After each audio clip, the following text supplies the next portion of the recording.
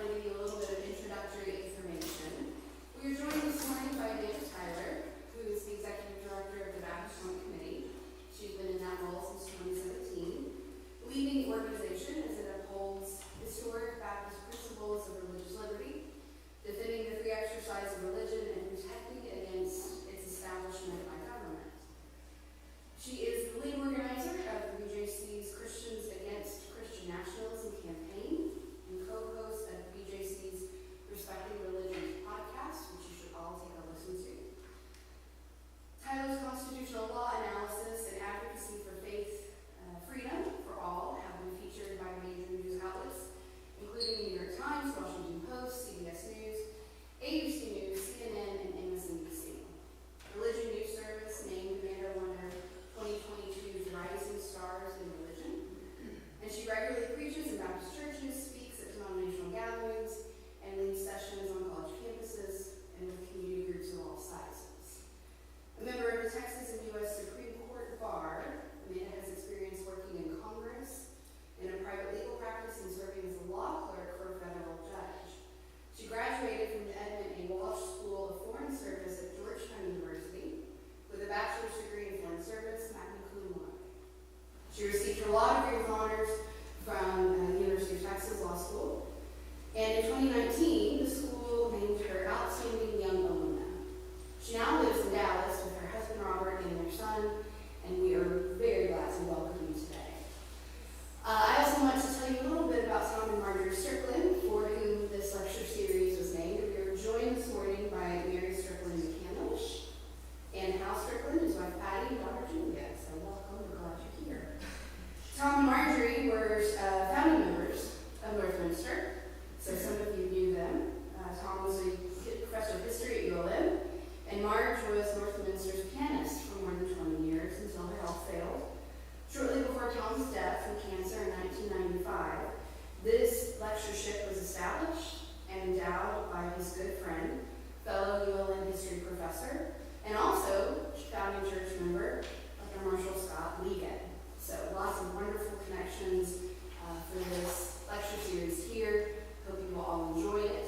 As we get toward the end and Amanda is done speaking and ready to take questions, there's a microphone in the center aisle for you. And so we welcome Amanda Tyler.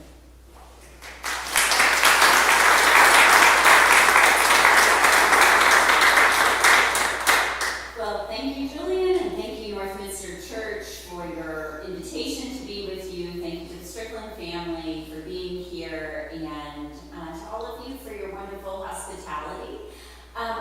And thanks to Jillian also for running the slideshow today. One thing I wanted to, you'll see on this opening slide, there is a QR code, and there are going to be QR codes throughout the presentation that you can, if you want to bookmark or look up some information for referencing later.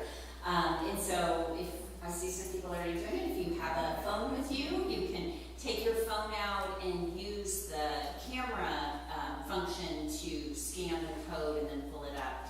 I have a request of you all here. So this very first slide, this is just to let me know that you're here today, because I'd love to stay in touch with you after the lecture, so you can just register your attendance by using this QR code. I also want on this title slide to give just a very brief introduction of what and who BJC is, because you might be learning about us for the first time today. Baptist Joint Committee for Religious Liberty, or BJC, is in its 87th year of education and advocacy around faith freedom for all. Our mission is to advocate for everyone's faith freedom, and we believe that the best way to do that in our American context is by protecting the institutional separation of church and state. Our office we're a national organization, but our national headquarters is on Capitol Hill in Washington, D.C., and has been for many decades. And that's because for most of our existence, our work has centered on the halls of power, on advocating in Congress, and also in filing briefs with the U.S. Supreme Court, and that important work continues. But we've also learned, especially over the last few decades, that protecting religious freedom for all is really up to all of us, and we're sensing more and more that the threats to religious freedom are happening on the local level, and that our advocacy in Congress and the court is simply not enough to protect religious freedom for all. And so more and more our work has been happening across the country, and our staff is national. As Jillian said, I'm now living in Dallas, Texas. We have staff in California. This is one of what I call the innovations of the COVID pandemic, is this ability to see our work being done differently, and that it doesn't require physical presence all the time in a single office. And that's offered, I think, a tremendous opportunity to spread our work across the country. One of my favorite parts of the job is being in religious spaces, being in churches like this one, and being able to have conversations with you all to learn more about how religious freedom is being threatened in local communities, and importantly, how we can work together to protect it. So on the next slide, I'm going to just start with some history, which seemed appropriate given the title of this lecture series. And for this history, I'm going to take us all the way back to the beginning of the Baptist movement. This is a rendering of Thomas Howells, who was one of the co-founders of the Baptist movement. And he is a reminder of advocates who spoke proudly and bravely for religious freedom for all from our past. In the early 17th century, Thomas Howells penned this pamphlet called A Short Declaration of the Mystery of Iniquity. And I'm going to read to you a short passage from this piece, which is thought to be the first defense of universal religious freedom written in the English language. And it was written by the co-founder of the Baptist movement. So Thomas Howells wrote, "For people's religion to God is between God and themselves. The king shall not answer for it.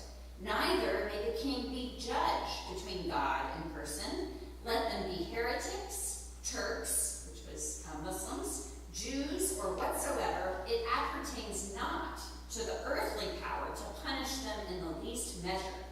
This is made evident to our Lord the King by the Scriptures." He is not writing to just any king here. He is writing to King James I, as in the King James Bible. We're going to talk about Christian nationalism here today. It's hard to think of more of an example of the merger of church and state than King James, who took it upon himself to write his own Bible. And so this advocacy went straight to the power. And the king did not take kindly to this message. In addition to writing this, Thomas Howells actually wrote a personal note to the king and inscribed it and sent it to the king. The king had him arrested, and Thomas Howells died in prison, in part for this advocacy. We are here heirs not only to Thomas Howells, but also to people like Roger Williams. Roger Williams, who was, truth be told, a seeker, a lifelong seeker of religious truth, but for at least a short period of time, and a pivotal period of time, he was a Baptist, and he founded the first Baptist church in America in Providence, Rhode Island. He himself was also a victim of Christian nationalism. He was banished from the Massachusetts Bay Colony for being at odds with the religious power brokers of that colony. And so we come at this advocacy from a place of deep history. On the next slide, I want to talk about also one of our Baptist forefathers from the Black Baptist tradition, of course, the Reverend Dr. Martin Luther King Jr., who was not just a passionate advocate for racial justice and economic justice, but also a student and had deep understanding of religious freedom for all and church-state separation. He wrote, "The church must be reminded that it is not the master or the servant of the state, but the conscience of the state." And Dr. King here is really speaking to this healthiest relationship between religion and government, and that's a separation of the institutions of church and state.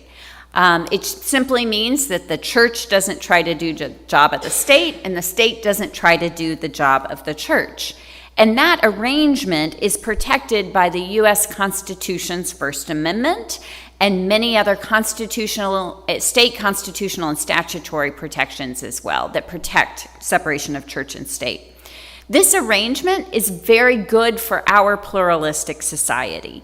It speaks to this basic truth and value that one's belonging in American society should never depend on how we worship or what we believe or how we identify religiously. And it's also good for religious institutions. It gives churches and synagogues and mosques and all other kinds of religious institutions the necessary freedom to follow the dictates of religion in ways that don't impose on the rights and freedoms of our neighbors without unnecessary state involvement. So we have this long history, this long tradition, these long-held protections for separation of church and state and religious freedom. But opposing this is this also equally long, deeply embedded political ideology of Christian nationalism. And so on the next slide, that is why 4 years ago, I mentioned BJC is 87 years old. 4 years ago, BJC decided to start this campaign called Christians Against Christian Nationalism. And there were many reasons why we started this campaign. Christian nationalism, as I'll talk about in a bit, is a very old ideology. It's something that BJC had been working to oppose, even if not formally in name, for many decades. We had been opposing the myth of the founding of the United States as a quote-unquote Christian nation. So we had many of the tools needed to try to oppose Christian nationalism. But we felt like in 2019, we really needed a more concerted and coordinated effort to take on this ideology head on.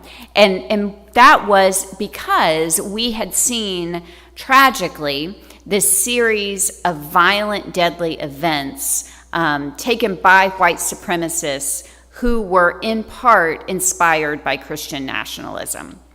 I think about Mother Emanuel AME Church in Charleston in 2015, the Unite the Right rally in Charlottesville in 2017, and then the Tree of Life synagogue shooting in 2018. And so we gathered around an interfaith table in early 2019 and talked with our colleagues about what we could do to try to work to dismantle Christian nationalism.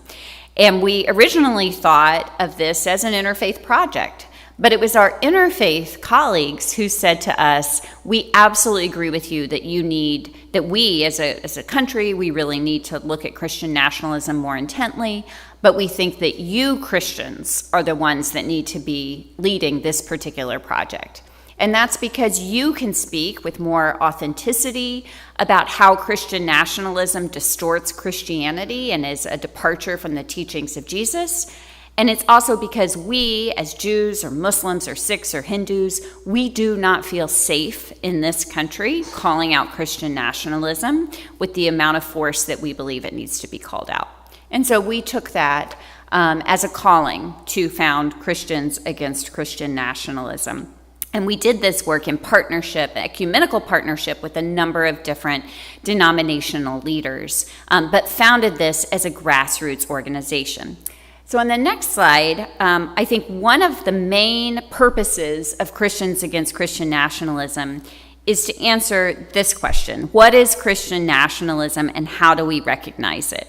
I think of a quote from James Baldwin, who wrote, "Not everything that is faced can be changed, but nothing can be changed if it is not faced." And so it's important for us to face the threat of Christian nationalism and to be very clear about what it is, how we recognize it, and what it might do to our society. So I always start with definitions, and on the next slide I'm going to give a definition first of religious nationalism. Most of our conversation today is going to be about American Christian nationalism, but I first want to ground us in this larger picture of religious nationalism, which I define here as a fusion of religious and national identities. It is a recurrent problem throughout history and around the world today. Speaking about Christian nationalism, I think we can date Christian nationalism at least back to Constantine, the first time that our religion of Christianity was taken and used by the leader of a governmental or national identity, in this case the Roman Empire, to be used to prop up Christianity and then to persecute or to put as other anyone who didn't subscribe to this particular religious identity. We can also look around the world today and see many examples of religious nationalism. To name a few, Russia, India, Hungary, a number of African countries, including Zambia, Nigeria, and Ethiopia. We can also see in this incredibly complicated, heartbreaking, horrific conflict that we see between Israel and Hamas right now, we also see how religious nationalism on both sides of that conflict has worked to intensify this long-standing conflict there as well. So, religious nationalism, not a uniquely American problem, but there are some unique things to how Christian nationalism shows up in the United States today, and that's what I want to focus on for most of this presentation. So the next slide gives a definition of Christian nationalism. This QR code takes you to christiansagainstchristiannationalism.org, where you can find a lot more materials that help support and help understand all of this. So this is how we define it within the project. Christian nationalism is a political ideology and a cultural framework that seeks to merge American and Christian identities. Put another way, Christian nationalism suggests that to be a true American, to be a real American, then one has to be a Christian, and really a particular type of Christian who holds fundamentalist religious beliefs that are largely in line with certain political positions. Everyone else is inherently a second-class citizen. It does not fully belong in the same way. Some of the markers of Christian nationalism on the next slide, one, it's right there in the name itself. It has this heavy reliance on the mythological founding of the country as a quote-unquote Christian nation. That has been singled out for God's providence. And in this way, Christian nationalism really is at odds with the gospel. In John's gospel, we learn that God so loved the world. It does not say, to be a little silly about it, that God so loved the United States. But yet the Christian nationalism tells that story, that God has a special role for the United States and God's plan for the world, that somehow American Christians are better or closer to God than other Christians around the world. And it also places God's blessing on everything that's happened in the United States, the good and the bad, and the truly evil. It puts God's providential hand on the taking of the land from the native peoples and the genocide that followed. And that is in part how Christian nationalism is related to other ideologies like the doctrine of discovery, that God's will was here when European invaders came here to this land to take the land from the native people. It also puts God's providential hand on slavery.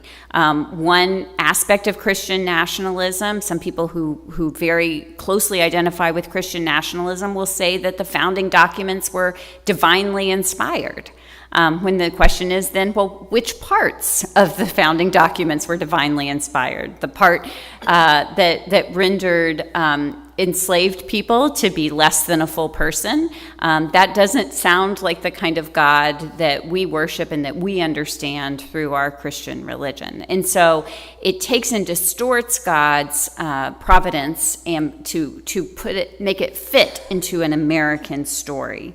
It also contradicts a history and a constitutional text.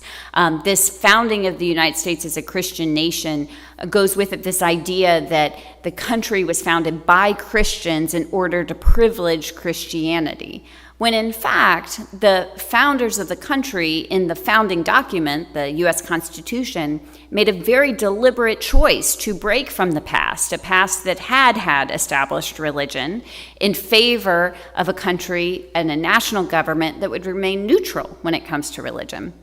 And there is a pseudo-historian named David Barton who's very much in the news right now because a nearby politician who is now the Speaker of the U.S. House is someone who has really ascribed to the teachings of David Barton, who has been furthering this myth of a Christian nation. A lot of David Barton's teachings rely on anecdotes of history, on what are some of the certain founders' religious beliefs and cherry-picking quotes from different documents. My preferred way to rebut some of those myths and untruths in the David Barton history is not to go tit for tat for anecdotes, because we can find examples and quotes that would contradict anything. My favorite way, as a constitutional lawyer myself, is to go right to the founding document, the U.S. Constitution. If you do a word search there, you're not going to find the word Christian or Christianity anywhere. And the only time that you find religion or religious is in Article 6 of the U.S. Constitution, which says there will be no religious tests for public office. The framers of the Constitution, incredibly intelligent people, if they wanted to set up a Christian nation, the most ineffective way to do it is to ban religious tests from the very outset. And so they wanted to ensure that citizenship and particularly leadership would not be contingent on religious status. And again, this was an open debate at the founding period, and the founders made a very deliberate choice to break with the past. On the next slide, I want to talk some about white Christian nationalism. And in our project, we define it this way, that Christian nationalism often overlaps with and provides cover for white supremacy and racial subjugation.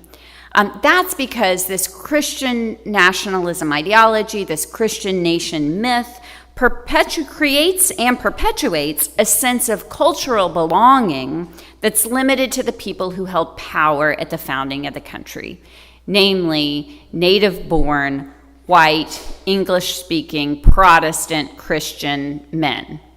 Right? That's a pretty narrow group of people who held power at the beginning of the country, and that sense of who really belongs is limited to that group of people.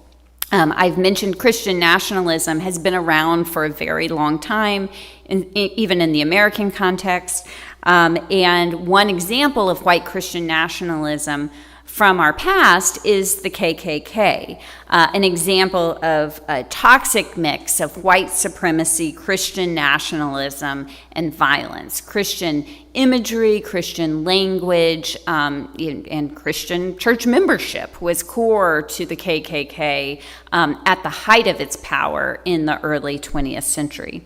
Christian nationalism also operates a lot like racism. It's pervasive, it touches every aspect of our culture, and we see this, as we'll talk a little bit later as well, in fights at the local level about schools' teaching of slavery and racism. As schools are moving away from a more candid assessment of American history, they're moving towards this Christian nation mythology, this made-up history that is more palpable to people in the local schools. So we see how the Christian nationalism can operate as cover for white supremacy.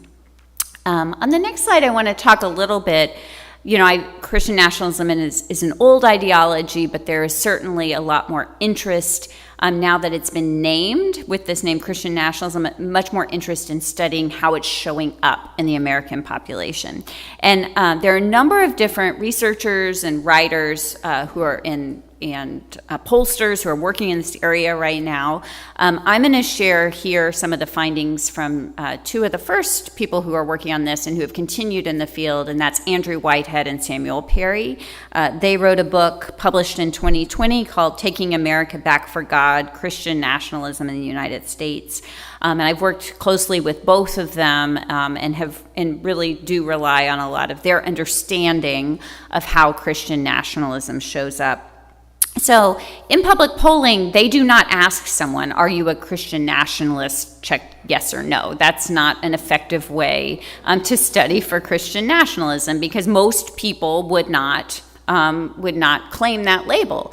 And it's also not very, as we'll see in a moment, it's not so helpful because Christian nationalism is really an orientation, not a diagnosis. Instead, they'll ask questions like these. These are 3 of their questions. They have a total of 6 questions, I believe, on their survey.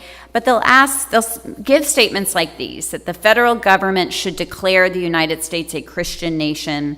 The success of the United States is part of God's plan. The federal government should advocate for Christian values.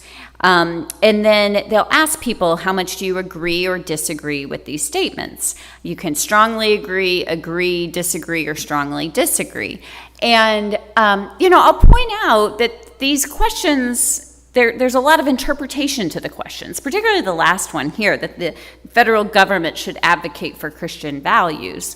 Well, what exactly are Christian values, and which ones are you talking about, and how should the government advocate for them? So I point this out to say it's not like there's a right or a wrong answer to these, right? This is really about just assessing how people think about Christian nationalism.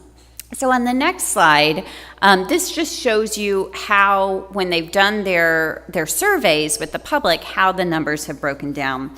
So people who strongly agree with all those statements I just said, they're labeled ambassadors of Christian nationalism. These are the people who are most bought into the ideology of Christian nationalism. People who strongly disagree with all the statements are what are called rejectors of Christian nationalism.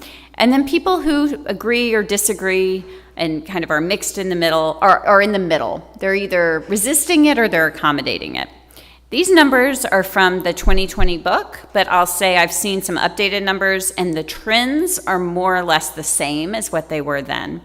I'll first point out that the smallest group of here are the ambassadors, which might be surprising because we hear a lot about Christian nationalism in the culture. And maybe even more surprising is that since 2020, the share of the pie of ambassadors is even smaller. Sometimes it's down to about 10%. So for someone like me, who's committed to trying to work to dismantle Christian nationalism, that's good news that we have a smaller piece of the pie who are most fully bought into Christian nationalism. Second thing to point out is, as I mentioned a moment ago, Christian nationalism is an orientation. It's not a diagnosis. It's like racism in that way. We all have a continuing opportunity to either reject or embrace Christian nationalism. We do it every day. We do it in every choice that we make. And so it's not an all or nothing thing. And so you'll hear me throughout today's presentation, and also when I speak in the public square about this issue, I never call someone a Christian nationalist. That's because, one, I don't think it's very helpful to starting dialogue, that people feel like you're calling them names when you label someone as a Christian nationalist. But that's not the only reason. I also just don't think it's accurate. I think that we all have a choice. It's not like you're given a diagnosis for all time and that you're a Christian nationalist and you're beyond, redemption here. And I think that it's also important, and we'll talk about our campaign, but that we all be really self-reflective about ways that we've embraced Christian nationalism, sometimes unwittingly, and that there's room for growth when we think about it like this and not, again, as a yes or no thing. You either are one or you're not.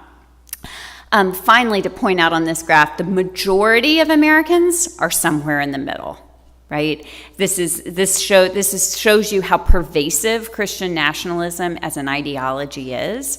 What's the problem with that? The problem, as I said at the beginning, is how this Christian nationalism really works against these foundational values of religious freedom for all. As long as we have Christian nationalism alive and well in American culture, then religious freedom is in jeopardy. We are fighting again that foundational idea that our belonging as citizens in this country doesn't depend on what we believe or how we worship. And Christian nationalism perpetuates that idea that's a threat to religious freedom for all. Next slide talks about Christian nationalism in opposition to Christianity. Christian nationalism is a gross distortion of the teachings and the life of Jesus. The central message of the gospel, I believe, is a gospel of love of God that is expressed by love of neighbor, no matter who our neighbor is. Also, a belief in the seeing of the image of God in every other human person, and that we are all equal. Christian nationalism creates a caste system where some are better than others, and that is at odds with the teachings of Jesus. Christian nationalism is also idolatrous because it merges political and religious power in ways that we confuse the two, that we can go into worship of nation over worship of God, and we get confused in our minds about where our loyalties lie. The Christian in Christian nationalism is much more about an ethno-national identity than it is about a theology or a religion. It carries with it assumptions about nativism, white supremacy, authoritarianism, patriarchy, and militarism. But Christian nationalism uses the language and the symbols of Christianity, crosses and Bible verses, in ways that to a casual observer, Christian nationalism can look just like Christianity. And that is really a threat to an authentic Christian witness in the world today.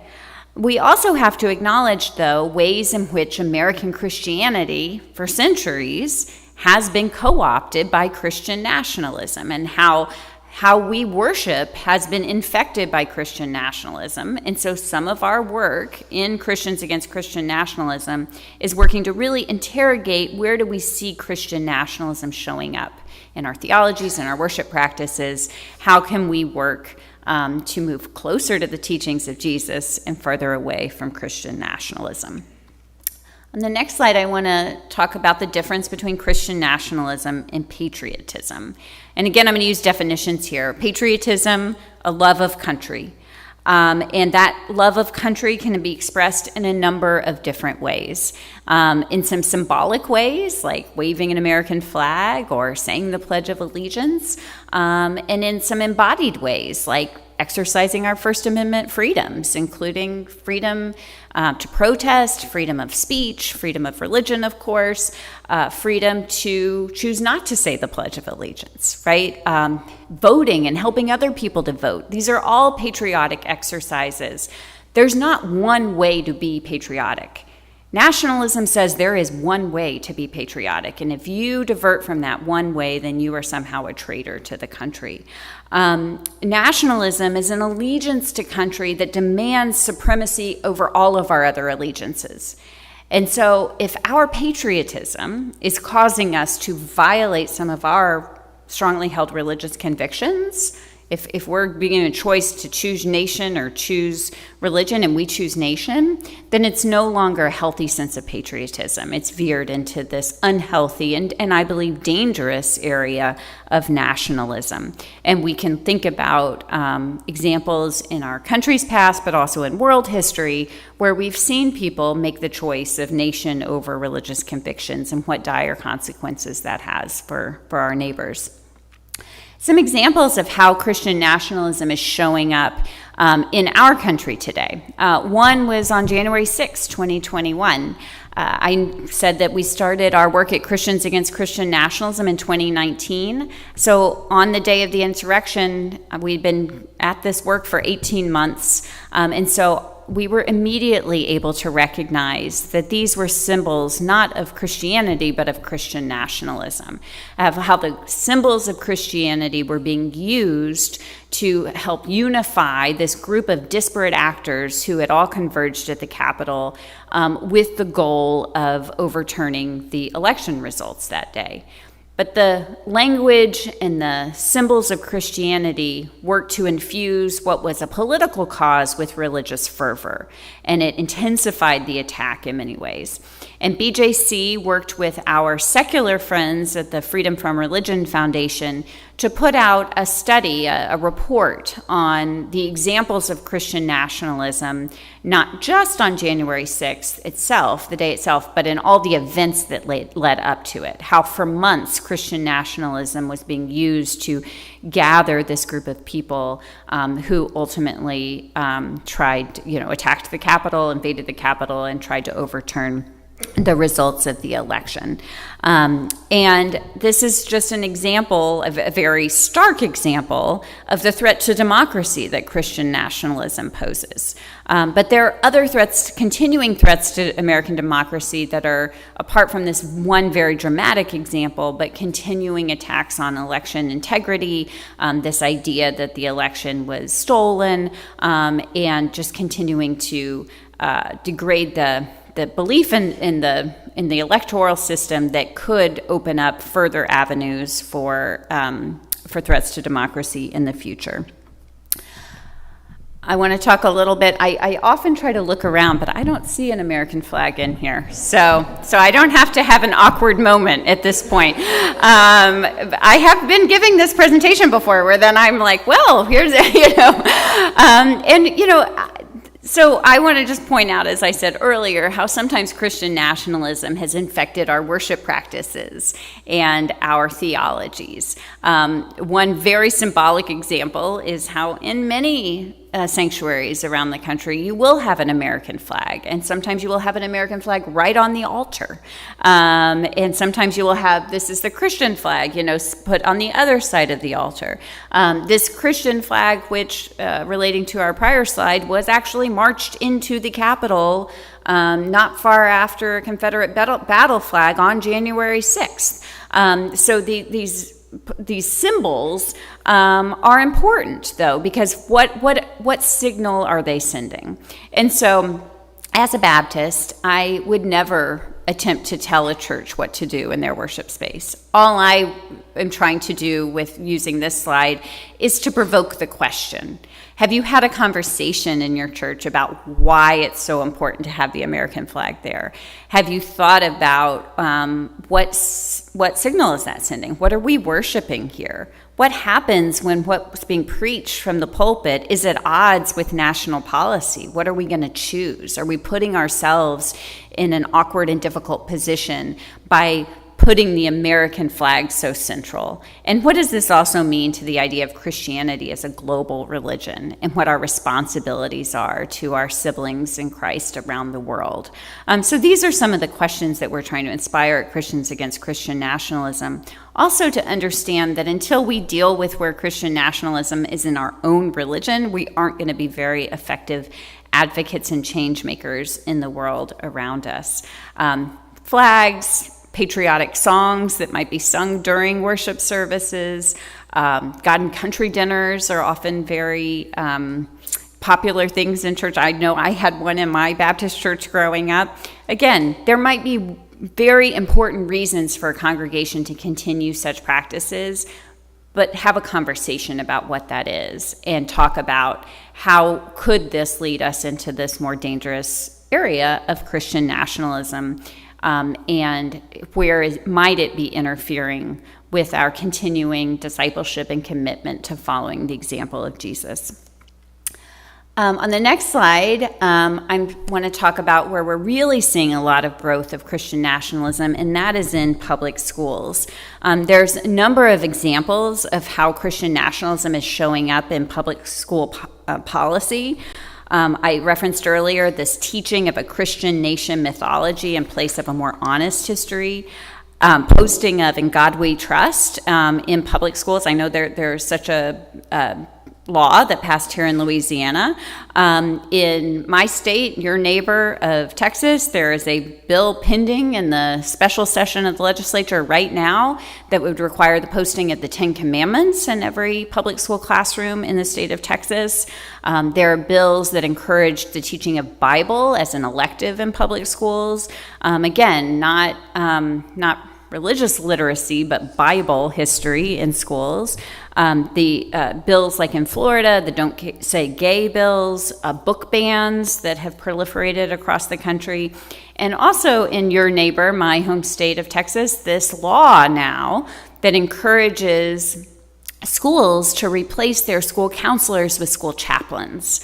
And I'll talk a little bit more about that bill or law in a second, and how that's something to watch out for across the country as well. I want to spend a moment on the slide here, In God We Trust. So these In God We Trust bills. Now, on one level, you might say, fairly, well, what's wrong with that? That's a national motto. That's our national motto. Since the 1950s, In God We Trust has been our national motto. Before that, our motto was E pluribus unum, Latin for out of many, one. I think one that speaks to both our history, but also to an aspiration of pluralism and an acknowledgement of pluralism in the United States. In God We Trust was adopted in the 1950s, along with a number of other measures that really were evident of Christian nationalism at the time. But this is something new.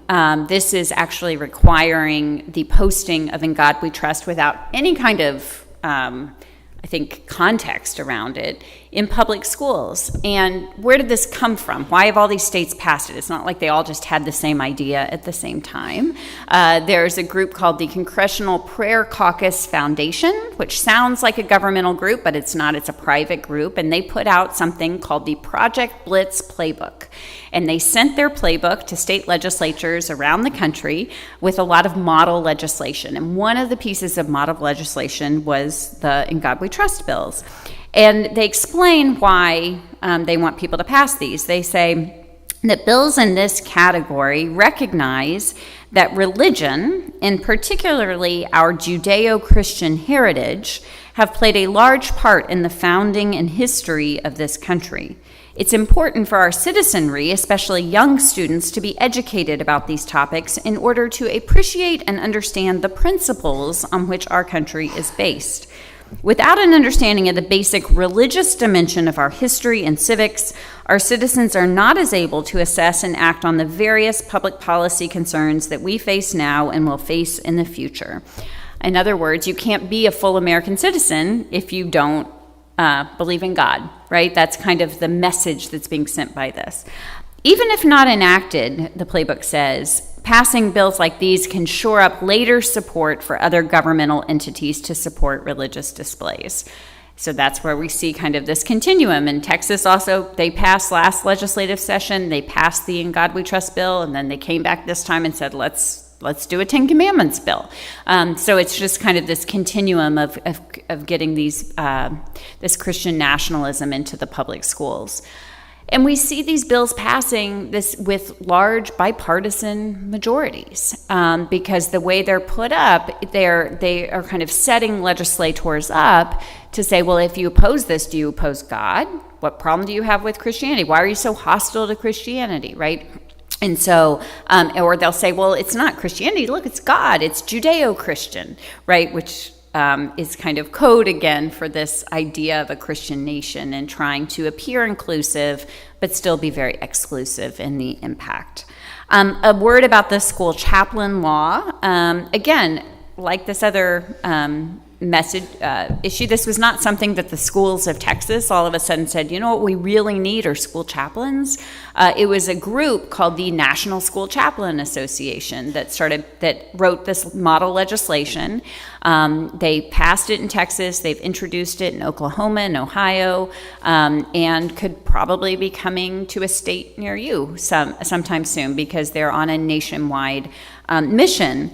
The mission is actually from a group, the parent organization of National School Chaplain Association is an organization called Mission Generation. Mission Generation files Form 990 that with the IRS and that is publicly available.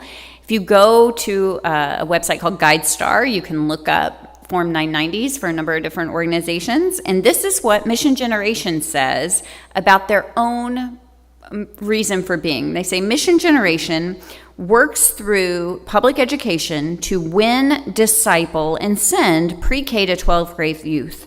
The ministry goal is to have 100 million people in discipleship by 2025 by offering the school chaplain program. in English, Spanish, and Portuguese. And so they are trying to proselytize and convert public school children through school chaplains. And they passed the law in Texas. The law in Texas does not define who a school chaplain is, other than anyone who can pass a criminal background check.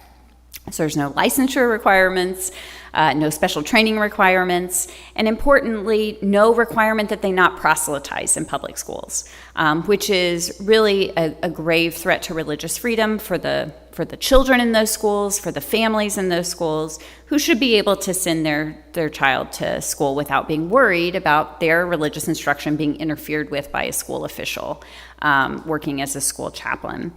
I'll talk more about on the next couple new slides about what we can do to push back against this. Because, my talk here today is not just about diagnosing a problem, but about thinking about and thinking together with you all about what are some potential solutions here.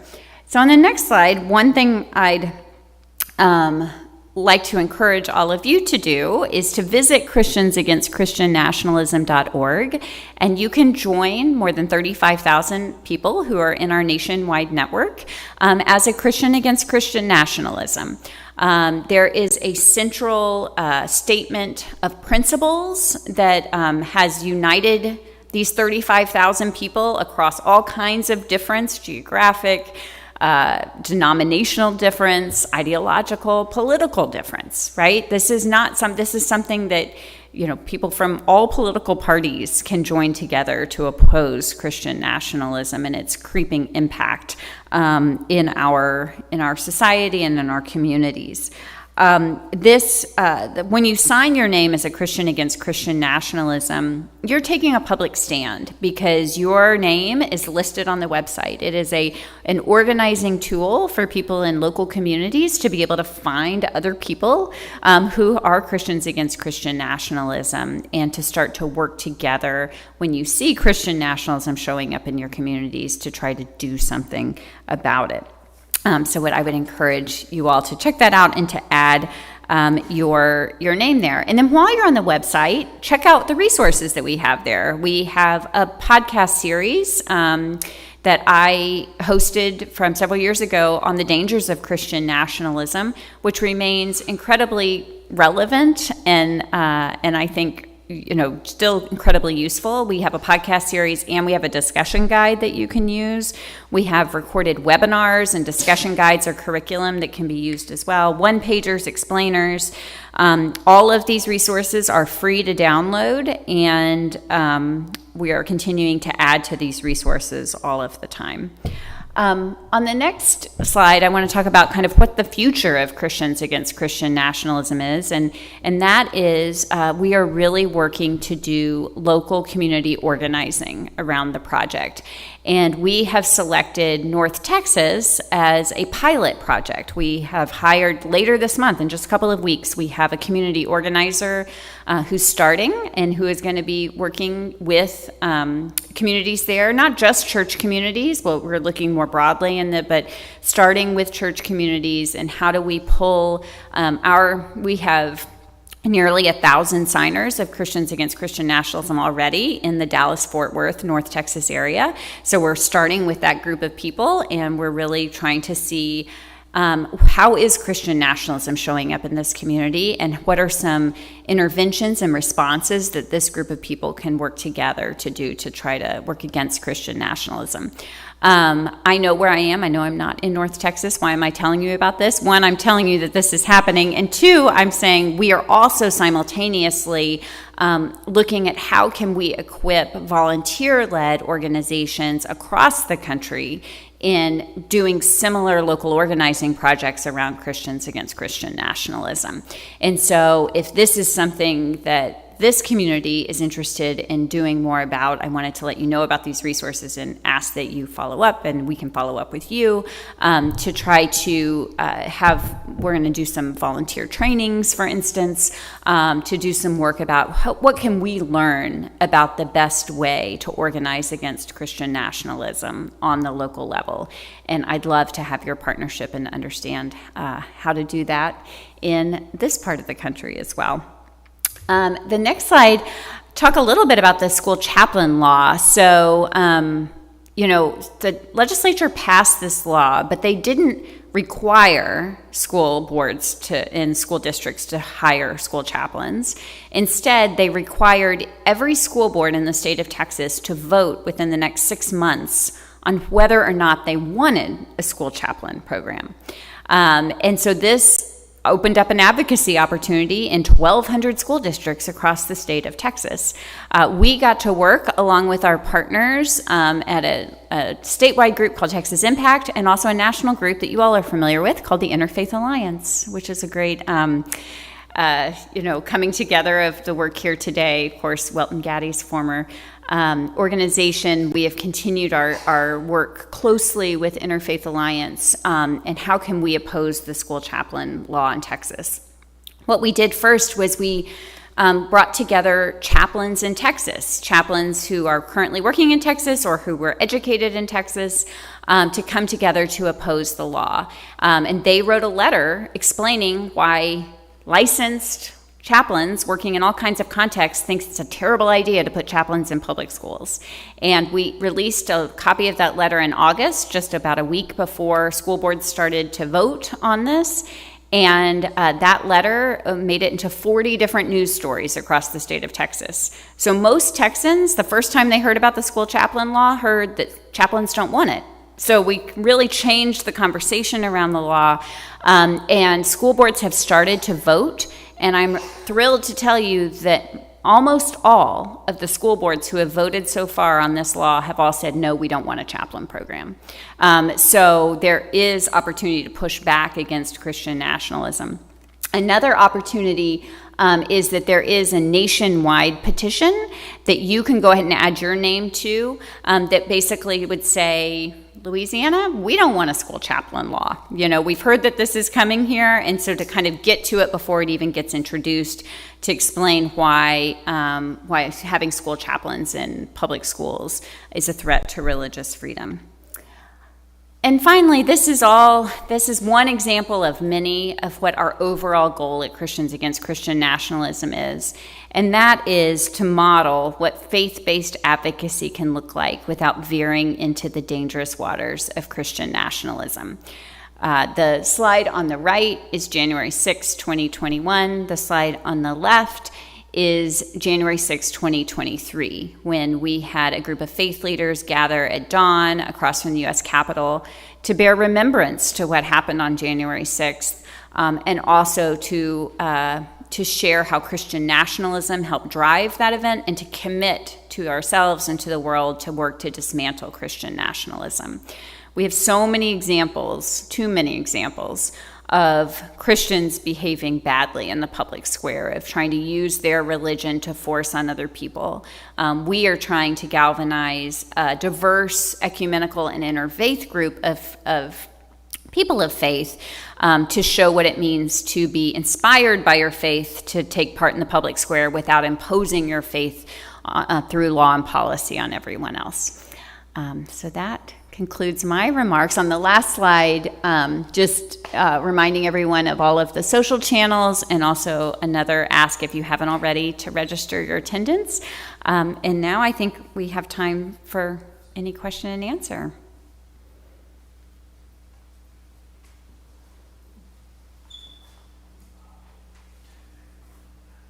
There's a microphone here, because I think we're on,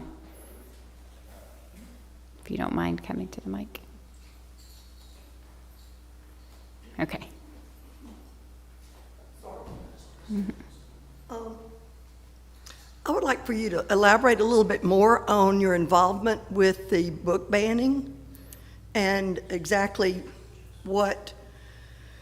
how that fits in with your program, and what can be done for that.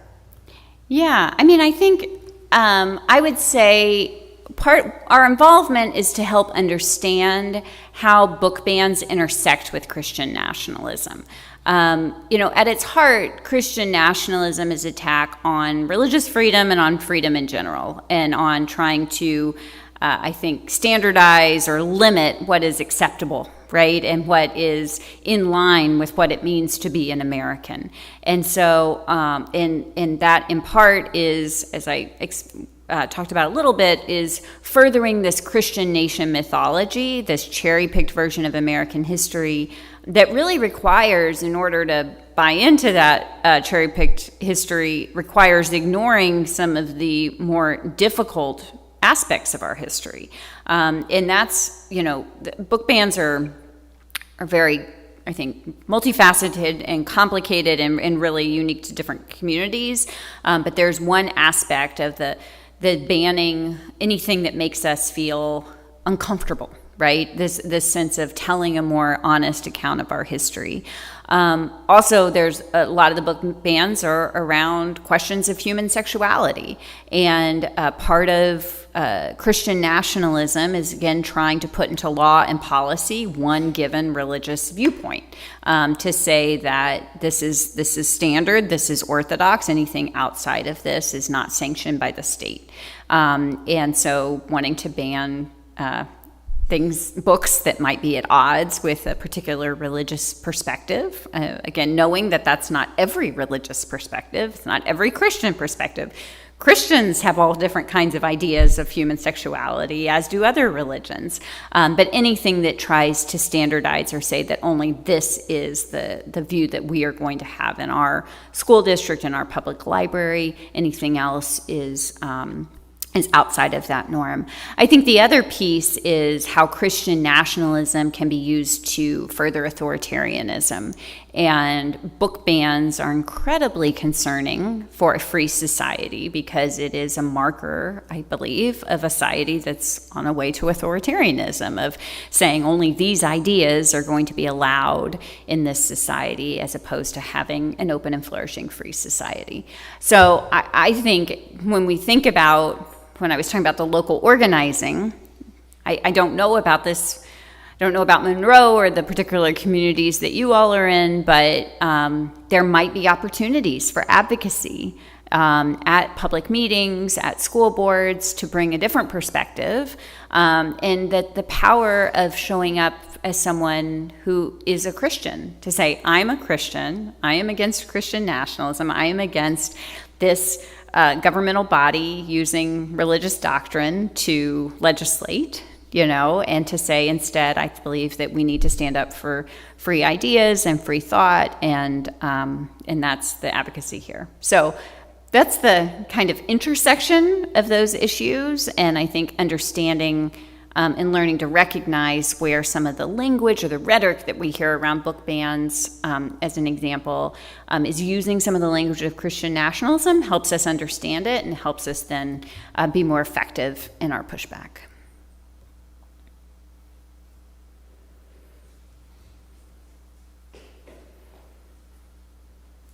Just want to say I enjoyed your talk. Thanks very much. Looking forward to the sermon tomorrow. The question I had was, I think there's kind of a garden variety acceptance of Christian viewpoint and a fusion of Christianity and public business in this area particularly. And I was just curious what kind of strategies kind of flip that script. What works well in terms of saying or addressing these kind of issues that allows people to see, well, wait a minute, that is the intermixture of religion and state, which is specifically denied.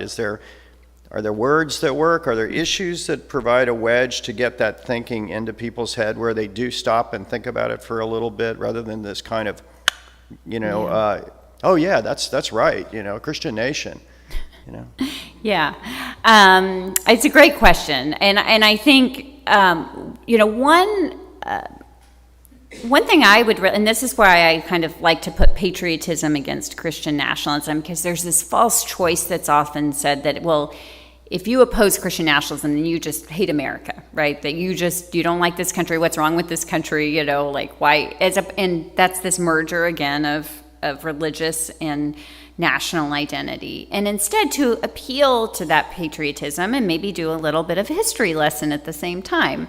To say, oh, one of my favorite things about the founders is how innovative they were in thinking about religious freedom in this country. They wanted a society, unlike England, and where all religions could flourish without state support. And so they set up this wonderful system that has served us so well with all the variety of thought to have not the state control the religion, but to have religion be free from being controlled by the state. But that also means, and this is where, again, it's so personal, but if I were in that conversation, I'd also appeal to my Baptist identity and say, Baptists wouldn't be around if it weren't for church-state separation from the beginning. That's what allowed Baptists to flourish and to grow into the largest Protestant identity in this country, and remains so today. And that's because we didn't have the state interfering with our work, but we also didn't have the state propping up our work. So to talk a little bit about why it's good for both the country and for religion to have church-state separation. An example, I think it really would depend on the particular aspect, but here's one example of that. So the U.S. Supreme Court, in a decision from about a decade ago, I guess, has said that there can be prayers before local town meetings. So here's an example of where you might see in your community an example of Christian nationalism, of someone, it could be a local religious leader, it could be, usually it's a local religious leader, it could be someone on the town council themselves who offers a sectarian prayer before they start the town business. That is technically constitutional now because the Supreme Court ruled it as such. It doesn't mean that it's a good idea, right? That really sets an exclusionary tone from the beginning of the meeting because not everybody there believes the same thing. Not everyone there goes to the same church. Not everyone there goes to church at all, right? And so a way that could both respect the idea behind that, but also respect the variety of people who have gathered there, is to instead say, how about a moment of silence? Can we have a moment of silence that honors the freedom of each person here to participate how they most want without sending this signal of the state's control over this activity? Also, just the idea of what that means when a prayer is used in certain circumstances and then used to further a political cause of some sort. I think that your question speaks to just how deeply embedded some of these assumptions are into the way that we do life, not just in this area, but all over this country. It's how deeply embedded Christian nationalism is. And so I think it's often just helpful to slow down, just kind of question what some of the assumptions are there, and to approach conversations with people with a sense of curiosity, not trying to change their mind right away, but to say, well, what do you think? How do you think that helps our coming together? Well, what about if people, worship differently? Don't they have the right to do that? And how is that helping religion for this, political leader to be using it in this particular way? I don't know how satisfying those strategies are, but I think they're worth trying and then learning from what works and what doesn't work. Because there's no quick fix here. But I think where we can start to see movement and progress is just slowing down and questioning some of these assumptions. Even if someone says, well, we're a Christian nation. Oh, what do you mean by that? And just kind of get at some of what those assumptions and what they're trying to say there. And why is it important to them?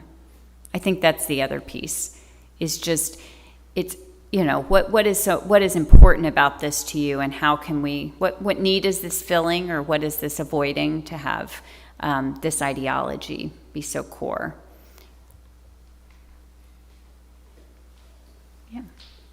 I echo Pearson's comment that this message is so incredibly important to our community and every community.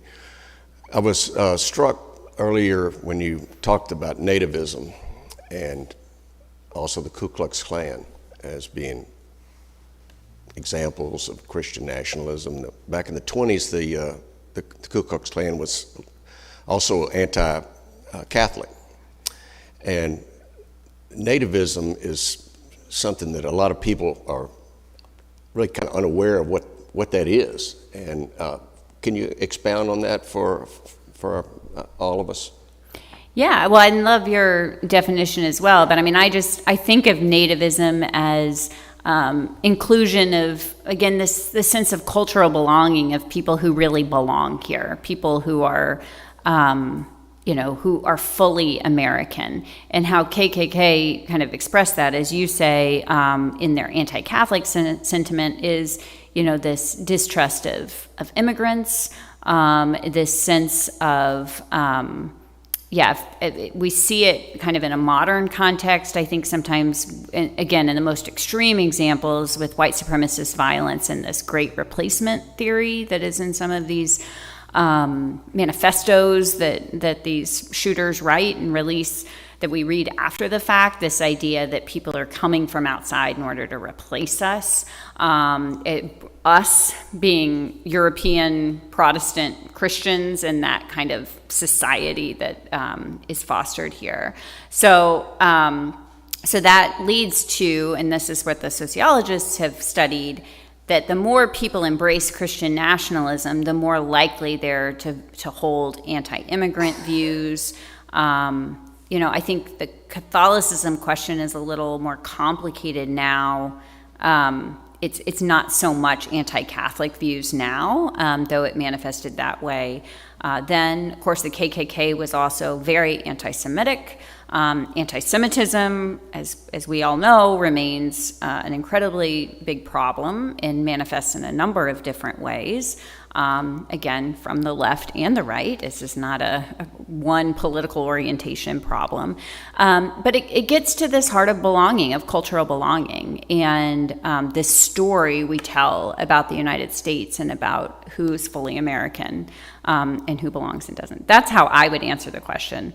But if I've missed something about nativism, please share. A politician will be very cynical and exploit the notion of Christian nation. I'm certain former candidate for governor of this state, so 30-something years ago. Yeah.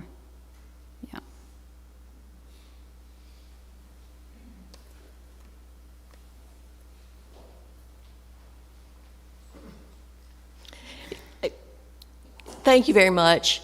I would like to say that the Stricklin clan includes Mary and her husband and her sons, Robert, William, Con, and his wife, Alexandra, and also Tom McCandlish, our daughter Julia, and our daughter Kara Stricklin. And on behalf of the entire family, we thank you. Oh, thank you. My question is, in a very simplistic manner, I remember Dr. Stricklin teaching me that when you open the door between church and state and allow the church to inform the state, then you have broken down that wall, and you sometimes allow the state to inform the church. Mm-hmm. Today, in 2023, do you see yellow flags that you can point out where there's a danger of the state actively informing the church? Because we want to remain autonomous. So do you see yellow flags? I do. I might see red flags in certain situations. I think the danger there, the state would love to co-opt the church to have, for the power that religion provides, right? I think we inherently understand the meaning that religion gives us, the community that it forms, the allegiance that people of faith feel to their religious calling and how that informs their life. And I don't think it's cynical. I think it's realistic to understand how the state, anyone in power, would want to harness that power for their purposes. And so I think it's really important for all religious groups to be alert to ways that, again, politicians, office holders of any party, because they both do it, right? This is not a partisan issue, but would love to co-opt religion for whatever their political aims are. I'll give you a very alarming example from my state of Texas. So there's a special session going on right now for the state of Texas to adopt a school voucher program. And a few weeks ago, the governor of the state of Texas called a conference call with religious leaders and instructed the religious leaders to preach on passing school voucher program on a certain Sunday. And if that's not an incursion on religious freedom, I mean, that's a really bold way for the state to control religious leaders and a religious message. Let me be clear, if the religious leaders decided that they had a personal calling to preach on a voucher bill, you know, they could do that, for or against it, right? But for the state to direct that and the state to tell pastors what they should be preaching on is a red flag to me, an example of what's happening here. And so I think that's an excellent reminder about that open door. Again, it doesn't mean that religion can't help inform our public advocacy and that religious people can't be in public life, including in office holders, but we have to understand that it's not the job of the state to run religious affairs, and neither is it the job of the church to run political affairs.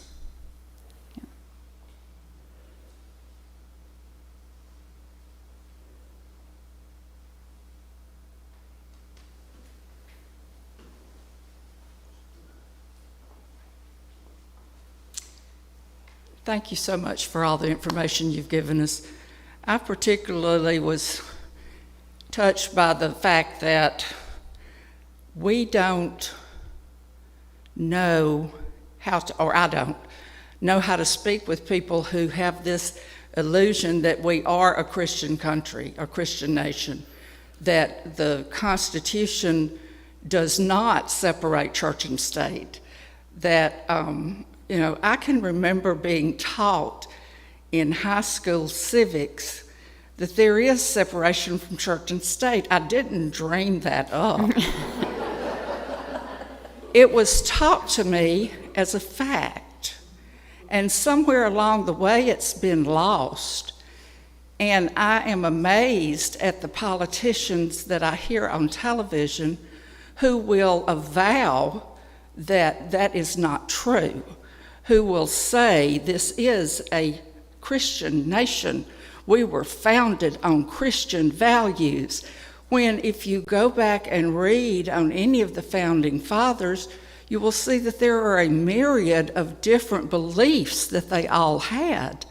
And nowhere did any of them come together as a group and say, we're going to be a Christian nation. But where did we lose that? And how do we get that back into the hearts? It's not even the minds of the people. It's the hearts of the people that need to come to the understanding that we're all different.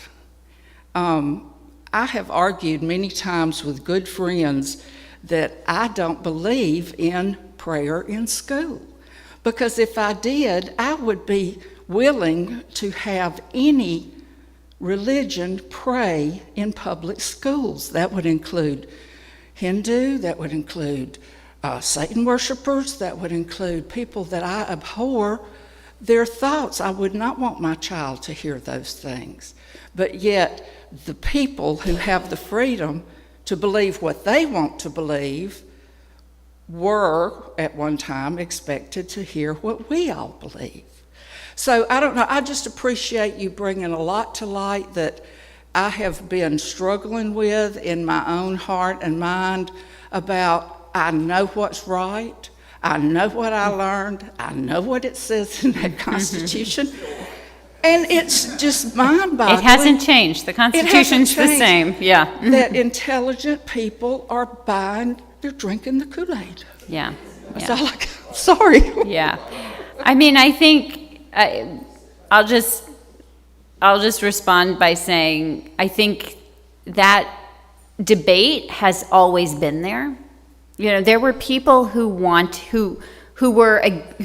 established religion at the founding period, and they lost, right? They lost in the Constitution. I think sometimes we forget that these were not unanimous votes, right? To determine the precursor to the First Amendment was this law regarding religious freedom in Virginia. Patrick Henry was the one who was pushing it, right? So even some of our, glorified founding fathers were for, state establishment of religion. So we have to acknowledge that has always been there, but that be lost, and we chose a different way. And so now we're in the same place. There are people who are opposing it, and so it's up to those of us who believe in religious freedom and separation of church and state to stand up and to be sure that we continue to go on this path and not divert not let the people who lost at the founding win now. And I think that just shows how urgent this is for the continuation of constitutional republic and for religious freedom and for our calling as Christians as well. So thank you. We at time? Okay, thank you. Thank you all.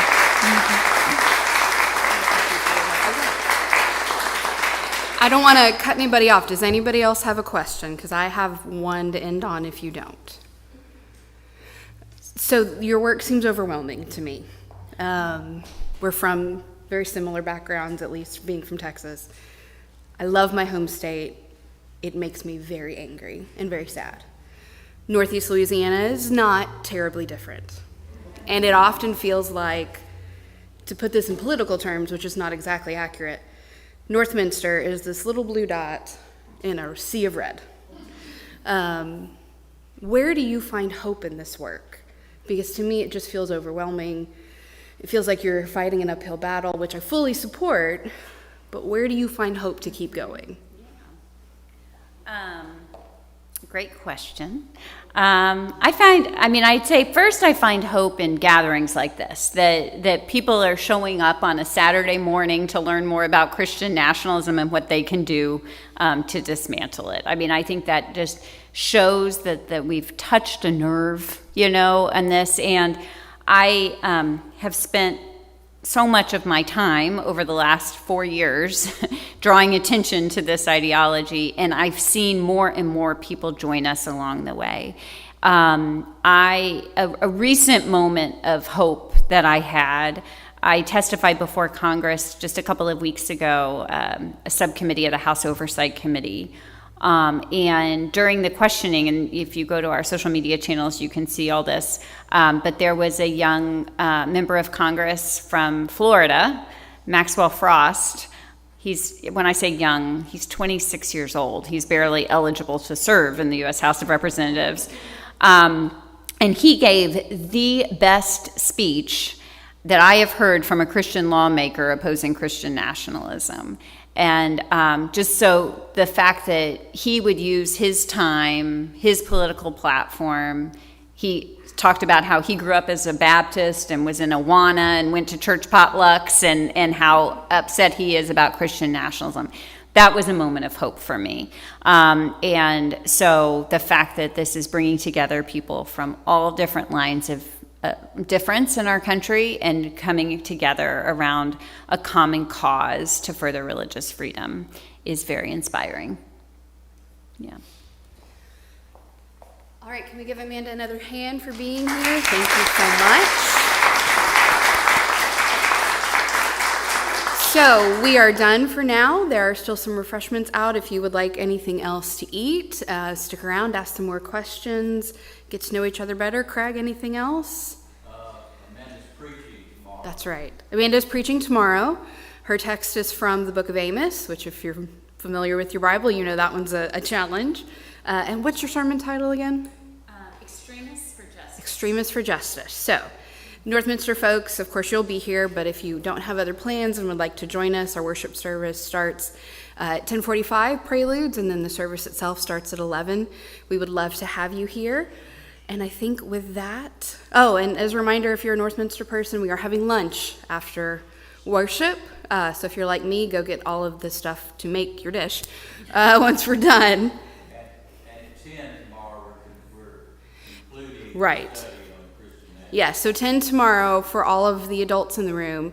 If you would like to join us in here, we are doing the third week of the Response to Christian Nationalism Sunday School material.